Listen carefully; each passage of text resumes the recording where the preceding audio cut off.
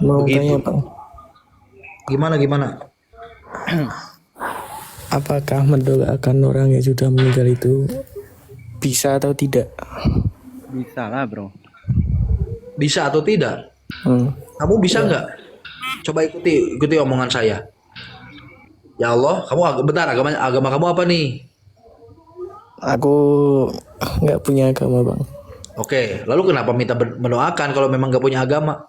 Ya kan saya tanya Bang, apakah mendoakan orang mati itu bisa atau tidak? Yang sudah Orang kamu meninggal. nggak punya agama, gimana cara berdoanya? Enggak, saya kan tanya yang beragama. Soalnya Tanya saya yang kan nggak beragama. beragama. Kenapa orang yang tidak beragama nanya yang beragama? Soalnya saya seharusnya agama itu tidak ada Bang. Terus seharusnya Ada, agama tidak ada. ya. Terus kenapa Betul. kamu datang ke diskusi agama? Kan agamanya nggak ada. Ngapain datang Ya ke kan diskusi agama? saya di sini mau meluruskan. Mau ngetes. Enggak, sebenarnya Terus agama itu nggak ada adanya tuh aturan din Allah. dinullah. Ya, Din. Tahu nggak din artinya apa? aturan Bang. Aturan. Dari mana? Jadi kalau ada orang namanya Salahuddin atau Saifuddin berarti pedangnya aturan gitu. Saif kan Ya pedang. itu kata-kata katanya bukan din Bang, dien Bang, bukan din Dien. Bang. Ya Iya. Bang. Iya. Iya kan Saifuddin itu dari bahasa Arab, cuma dikonvert ke bahasa Indonesia jadi Saifuddin. Kalau masa Saifuddin itu akulturasi bahasa, Mas. Maknanya din juga. Saif itu kan saifi dari pedang. Artinya bahasa Arab itu pedang saif itu. Saifuddin dari dalam bahasa Indonesia jadinya Saifuddin. Masa Saifuddin gitu itu akulturasi bahasa Dan mau begitu. tanya lagi Bang, yang Anda tahu tentang agama itu apa Bang? Yang saya tahu tentang agama dalam konteks apa dulu? Semuanya. Kok semuanya? Bisa 7 jam ini nggak berhenti kalau jelasin semuanya. Agama itu aturan, agama itu prinsip, ya, agama itu rujukan, agama itu pedoman, agama itu referensi, agama itu petunjuk. Yang mana nih? Agama itu aturan hidup dalam konteks yang mana? Kalau dibahas semuanya, 7 hari 7 malam nggak selesai. Lawong agama sendiri banyak, makin kesini makin banyak, tafsirnya makin banyak, ideologinya makin banyak, firqohnya makin banyak, istilahnya makin banyak, kiasnya makin banyak, ijmanya makin banyak. Kalau mau dibahas semua, mau sampai kapan? Makanya saya tanya dalam konteks apa dulu. Oke Bang, mau tanya ini aja Bang. Kalau Tuhan itu satu, kenapa ada banyak agama di dunia Bang? Sekarang begini, kalau mulut itu satu, kenapa ada banyak jenis makanan? Coba jawab. Betul betul Kalau betul. mulut itu satu, kenapa makanannya banyak? Ada sayur, ada mangga, ada buah, ada yang asam, ada yang manis, ada yang pahit, ada garam, ada gula. Kenapa? Coba. Izin bang. Sebentar, bentar nih. Bentar, Pak, bentar. Kenapa nih? Ini biar ngeh gitu maksud jawabannya kemana? Kenapa Bang? Kenapa Bang? Iya, Emang iya kenapa coba. Bang? Saya tanya kenapa? Mulutnya satu tapi makanannya banyak kenapa? Nggak tahu Bang. Gak tahu. Oke. Sekarang begini, agama banyak, kita menyimpulkan agama itu banyak karena kita melihatnya dari konteks sekarang. Kalau kita melihat dari konteks waktu, agamanya masih satu sebenarnya. Karena setiap agama itu turun berjinjang, berbeda zaman, berbeda waktu. Sekarang jadi banyak karena melihatnya dalam time frame sekarang. Kalau dilihatnya dari time frame dulu, dari awal sampai sekarang, dari 5.000 tahun yang lalu, dari 100.000 tahun yang lalu sampai sekarang, agama tetap satu sebenarnya. Ya, contoh begini deh, kamu makan Oke Bang. hari ini makan Tahu Bang, berapa tahu banyak? Bang, tahu Bang. Udah Bang, Paham Bang. kan? Terus yang satu itu Sudah nge agamanya belum? apa Bentar, Bang? sudah nge belum? Udah. Udah Bentar, tahu saya Bang. jelasin dulu ke yang lain ya, biar yang lain nge. Jadi begini, kita hari ini makan 3 kali, ya kan? Kalau nyebutnya malam, ini malam kan? Hari ini kita makan 3 kali. Lalu kita akan menafsirkan, oh makanan kita banyak karena makan kita 3 kali. Padahal kalau kita melihat dari sudut pandang waktu, yang sekali makannya waktu pagi, yang sekali waktu siang, yang sekali waktu sore. Jadi 3 kali itu bukan 3 makanan, tapi ada 3 jenis makanan yang dimakan dalam waktu berbeda.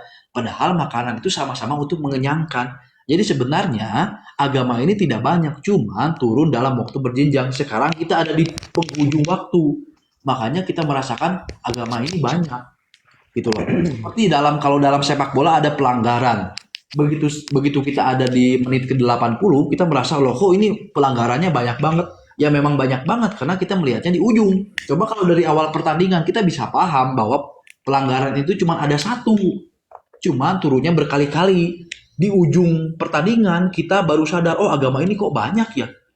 Padahal pertandingannya cuma satu. Padahal pelanggarannya cuma satu gitu loh. Dari tadi itu pelanggarannya cuma satu, cuma turun berkali-kali. Kita yang melihat itu banyak karena kita ada di penghujung waktu. Makanya seakan-akan pelanggarannya banyak. Padahal pelanggaran itu bukan banyak, pelanggarannya cuma satu, tapi berkali-kali begitu. Coba apa lagi?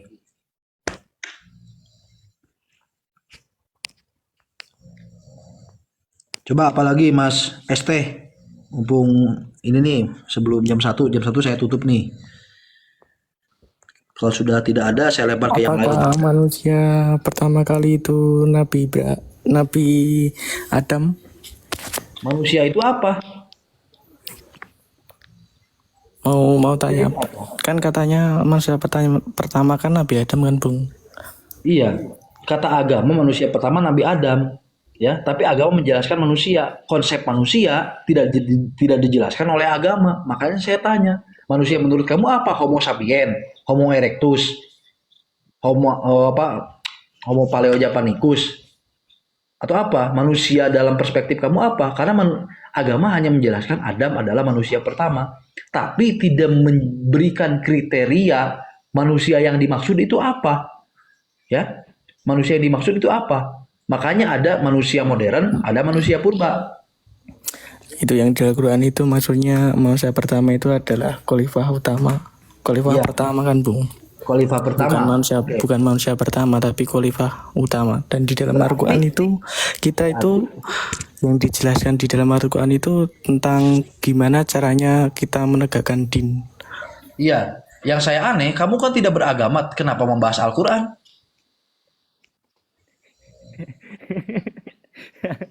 Oke? Tapi nggak apa-apa, saya lanjutkan. Agama itu memang tidak ada Bung. Agama memang tidak ada. Nah, terus kenapa kamu ngomong di dalam agama? Ada kan di dalam agama. Al-Quran itu adalah untuk menegakkan din. Dan Al-Quran itu bukan bagian dari agama. Al-Quran itu tentang struktur din Allah.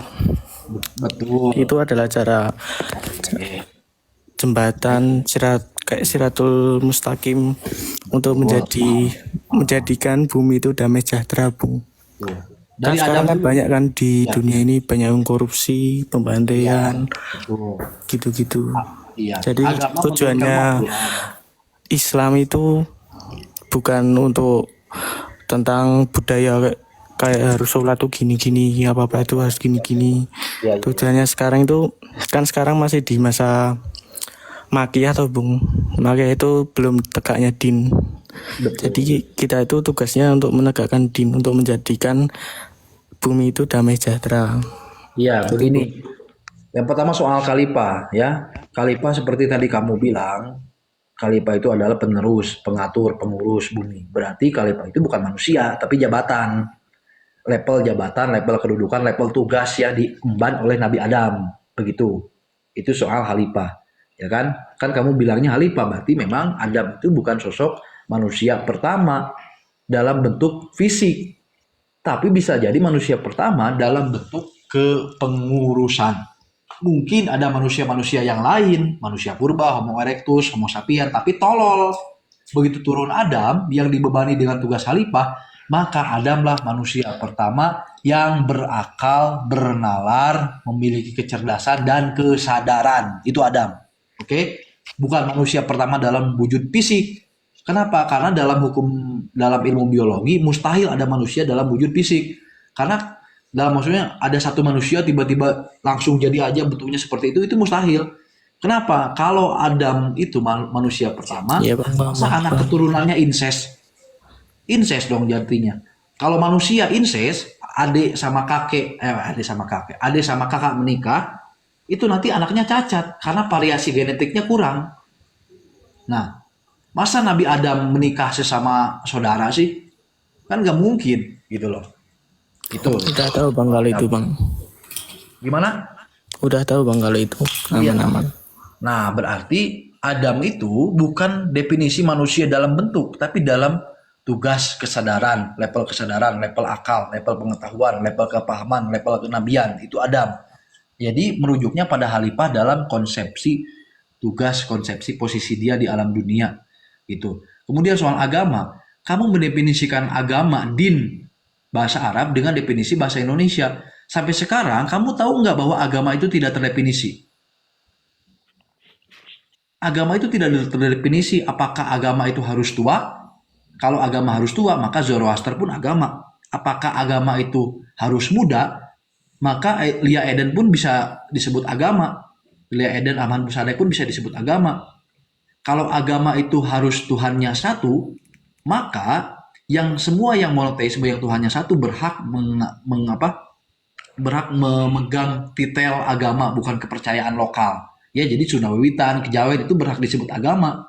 Nah, agama dalam konsepsi bahasa Indonesia itu berbeda dengan agama dalam konsepsi bahasa Arab. Di dalam bahasa Arab sendiri, din yang dimaksud itu konsepnya menyeluruh, lebih ke aturan, sistem dan algoritma. Manusia itu harus begini, manusia itu harus begitu.